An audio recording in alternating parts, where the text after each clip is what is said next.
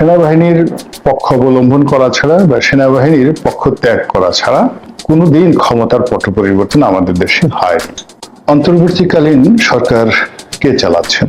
Doctor Mohammad Yunus.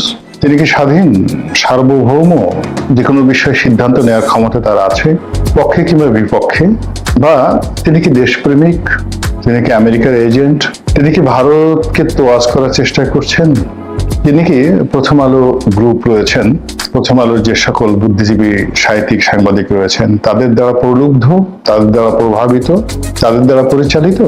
নাকি তিনি যাদের কথা বলেন সমন্বয়ক, অর্থাৎ সাধারণ ছাত্র এবং জনতা যারা এই আন্দোলন করেছেন, সেই আন্দোলনের প্রতিনিধি রূপে তার সঙ্গে যে সকল সমন্বয়ক রয়েছেন এবং যাদের দুজন সদস্য ইতিমধ্যে উপদেষ্টা রূপে তার সঙ্গে রয়েছেন, তাদেরকে নিয়ে তিনি কি সরকার চালাচ্ছেন? নাকি এই সরকারের পেছনে সেনাবাহিনীর একটি প্রচ্ছন্ন সমর্থন রয়েছে? তিনি কি সেনাবাহিনীর অধীন, প্রভাবাধীন, নাকি সেনাবাহিনী তার অধীন? অত্যন্ত স্পর্শকাতর এই বিষয়গুলো নিয়ে আলোচনার চেষ্টা চালাবো সাধ্যমতো। একথা আমরা সবাই জানি যে বাংলাদেশের যে কোনো ক্ষমতার যে পট পরিবর্তন, এই পট পরিবর্তনে স্বাধীন বাংলাদেশে এমনকি পাকিস্তান জমানাতে সেনাবাহিনীর সবচেয়ে গুরুত্বপূর্ণ ভূমিকা পালন করেছে। সেনাবাহিনীর পক্ষ অবলম্বন করা ছাড়া বা সেনাবাহিনীর পক্ষ ত্যাগ করা ছাড়া কোনোদিন ক্ষমতার পট পরিবর্তন আমাদের দেশে হয়নি। আরেকটি হয়েছে, সেটা হলো নির্বাচনের মাধ্যমে। তো নির্বাচনের মাধ্যমে যে ক্ষমতার পট পরিবর্তন হয়েছে সেখানেও সেনাবাহিনীর একটা পরোক্ষ ভূমিকা থাকে, কিন্তু সেনাবাহিনীকে একেবারে তুড়ি মেরে উড়িয়ে দিয়ে ভারতের মতো গণতান্ত্রিক একটি ভাবসাব দেখিয়ে কিংবা লন্ডন, আমেরিকা অর্থাৎ পশ্চিমা দুনিয়াতে যেভাবে সামরিক বাহিনীকে ট্রিট করা হয়, আমাদের দেশে আসলে সেটি সম্ভব নয়। আমাদের দেশের যে মিলিটারি ট্রেনিং এবং আমাদের দেশের সামরিক বাহিনীর যে গঠন, পুরোটাই পাকিস্তানি সেনাবাহিনীর আদলে করা হয়েছে। এমনকি আমাদের যে civil service, bureaucracy, civil bureaucracy, এটিও পাকিস্তানের মতো করে করা আছে। তো এর ফলে আমরা কোনো অবস্থাতেই সিভিল এবং মিলিটারি ব্যুরোক্রেসিতে পাকিস্তান জমানার যে চিন্তা চেতনা, মন মানসিকতা এবং এই দুই দেশে মিলিটারি সার্ভিস এবং সিভিল সার্ভিস যেভাবে সরকারকে নিয়ন্ত্রণ করে, ওর বাইরে আমরা এখন পর্যন্ত যেতে পারিনি।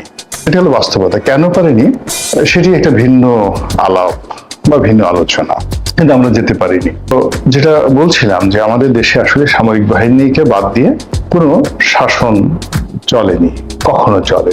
বিভিন্ন সময় এটাতে এরশাদ বলেন, বেগম জিয়া বলেন, হাওয়া ভবন বলেন, শেখ হাসিনা বলেন, তারা সামরিক বাহিনীর উপর তাদের কর্তৃত্ব বিভিন্ন সময় প্রতিষ্ঠা করার চেষ্টা চালিয়েছে। কিন্তু এই বাহিনীটি যারা তরুণ তুর্কি, তারা পুলিশ বাহিনীর মতো নিজেদেরকে জলাঞ্জলি দেয়নি এবং আপ টু কর্নেল পর্যন্ত, অর্থাৎ সেকেন্ড লেফটেন্যান্ট থেকে কর্নেল পর্যন্ত তারা সবসময়ই তাদের যে প্রফেশনালিজম এটি বজায় রাখার চেষ্টা করেছে। দ্বিতীয়ত, এখানে যারা সৈনিক, এই সৈনিক যারা, তারা হলেন সেনাবাহিনীর প্রাণ।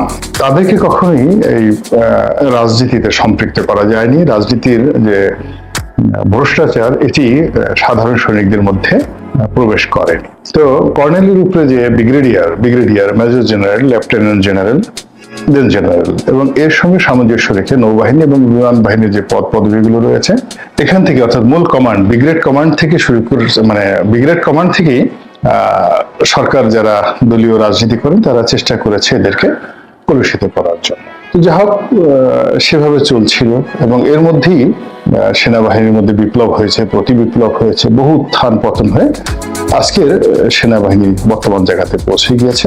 এবং এই যে বর্তমান জেনারেল ওয়াকারুজ্জামান, তিনি অলৌকিকভাবে সেনাপ্রধান হয়ে গেছেন। এটি it's a wrong selection of Sheikh Hasina. তিনি শেখ হাসিনার আত্মীয়, কিন্তু আত্মীয়ের উপরে সবচেয়ে বড় যে পরিচয় সেটা হলো তিনি সাহসী, তিনি মেধাবী, তিনি বিবেকবান এবং সঠিক সময়ে সঠিক সিদ্ধান্ত গ্রহণকারী একজন জেনারেল।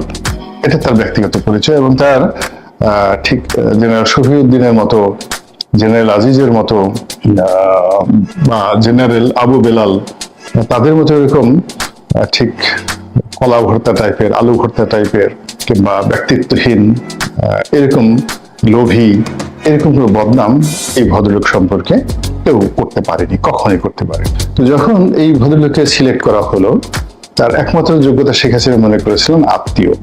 ঠিক আছে, আত্মীয়। তিনি যার আত্মীয়তার কারণে তিনি এখানে আসছেন, তার শ্বশুর সম্ভবত জেনারেল মুস্তাফিজ, তিনিও শেখ হাসিনার আত্মীয় ছিলেন।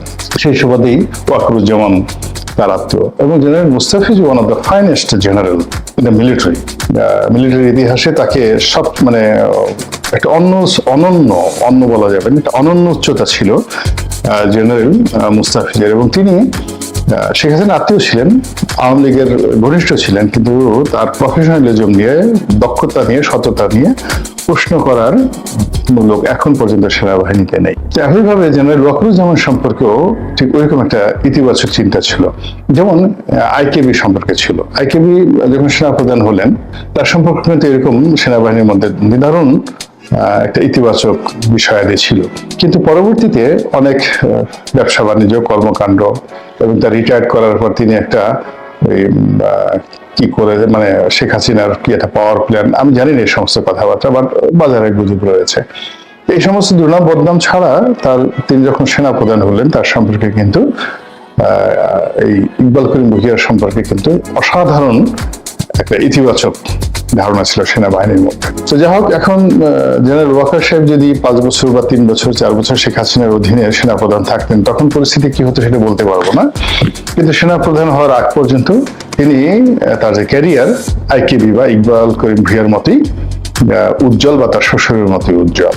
এবং খুব অল্প সময়ের মধ্যে যখন একটা পলিটিক্যাল সমস্যা আসলো, তখন তিনি আত্মীয়তার বন্ধনের ঊর্ধ্বে গিয়ে এবং সমস্ত পারিবারিক বন্ধনের ঊর্ধ্বে গিয়ে তিনি যে দক্ষতা দেখালেন এবং সেনাবাহিনীকে রক্ষা করে যে ভূমিকা তিনি গ্রহণ করলেন, এটি বাংলাদেশের ইতিহাস হয়ে থাকবে, অনন্য ইতিহাস হয়ে থাকবে। এবং এখনো পর্যন্ত তিনি যে কথা বলছেন, ধীর স্থির ভাবে তিনি যে চলছেন, এবং এখনো পর্যন্ত একটা টু শব্দ তার মুখ থেকে বের হয়নি, যা নিয়ে সমালোচনা হচ্ছে। অতি সম্প্রতি তিনি একটি বক্তব্য দিয়েছেন যে 18 মাসের মধ্যে নির্বাচন, অথবা সংস্কার হবে, তারপর 18 মাসের নির্বাচন, হোয়াটএভার মেবি। তিনি এই 18 মাস যে একটা টাইম ফ্রেম বেঁধে দিয়েছেন, এটি নিয়ে বাংলার মানুষের মধ্যে আনন্দর যে বন্যা, এটি রীতিমতো বয়ে গিয়েছে এবং সরকারকে রীতিমতো অস্বস্তির মধ্যে ফেলে দিয়ে। তো আমাদের ডক্টর মোহাম্মদ ইউনূস, উনি ভয়েস অব আমেরিকার সঙ্গে একটি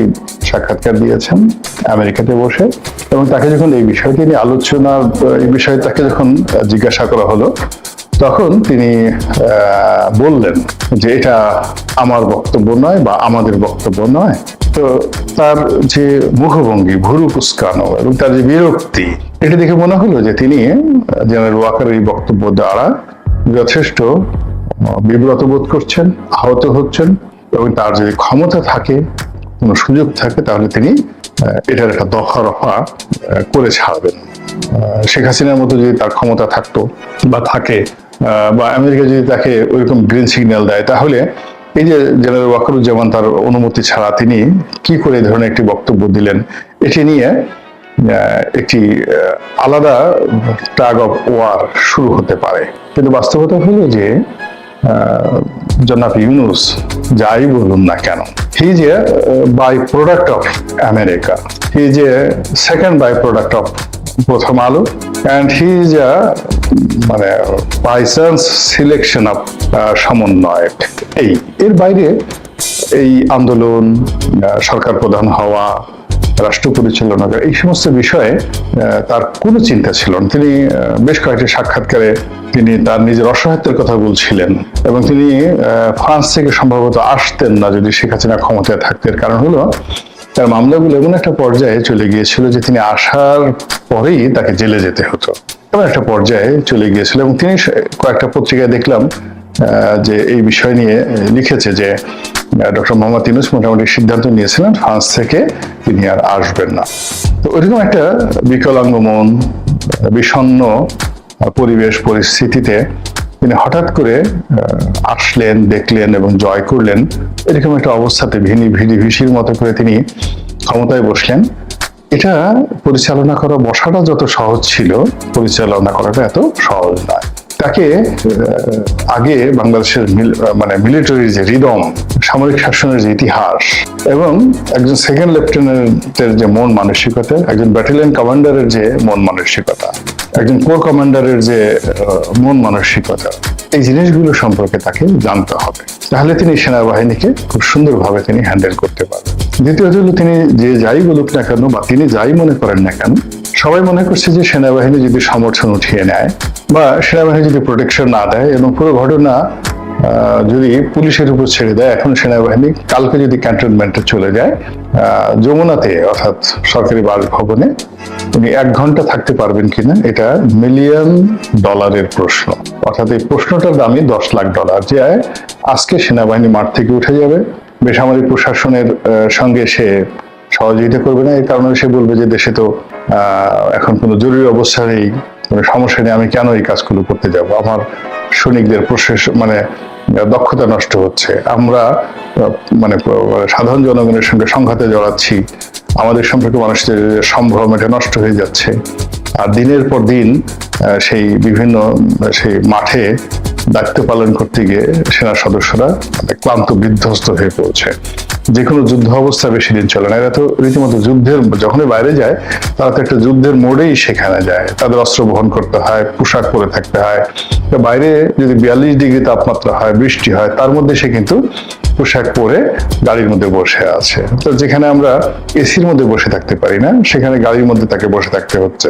তো এই যে তারা যে কষ্টটা করছে, এবং এই কাজের জন্য তাদেরকে আবার আলাদা ভাতাও দিতে হচ্ছে রাষ্ট্রের পক্ষ থেকে। তো যার জন্য তারা যদি কোনো কারণে ক্যান্টনমেন্টে চলে যায় বা দায়িত্ব পালনে অনীহা প্রকাশ করে, এবং এটা মিলিটারি লতে কিভাবে আছে এটা জেনারেল ওয়াকার ভালো জানেন। তো সেক্ষেত্রে এই বর্তমান পুলিশ ব্যবস্থা, সিভিল সার্ভিস এবং এই যে ছাত্র যারা সমন্বয় করেছেন, তাদের উপর নির্ভর করে ডক্টর মোহাম্মদ ইউনূস কতক্ষণ ক্ষমতায় থাকবেন সেটি নিয়ে কিন্তু অনেক রসালো আলোচনা রয়েছে। তো যার জন্য এই যে জনাব ওয়াকারুজ্জামান উনি যে বক্তব্যটা দিয়েছেন, সেই বক্তব্যের সঙ্গে জনগণের সায় আছে, সেই বক্তব্যের সঙ্গে জনগণের সমর্থন আছে, এবং তার এই বক্তব্যটি ওয়েল অ্যাকসেপ্টেড।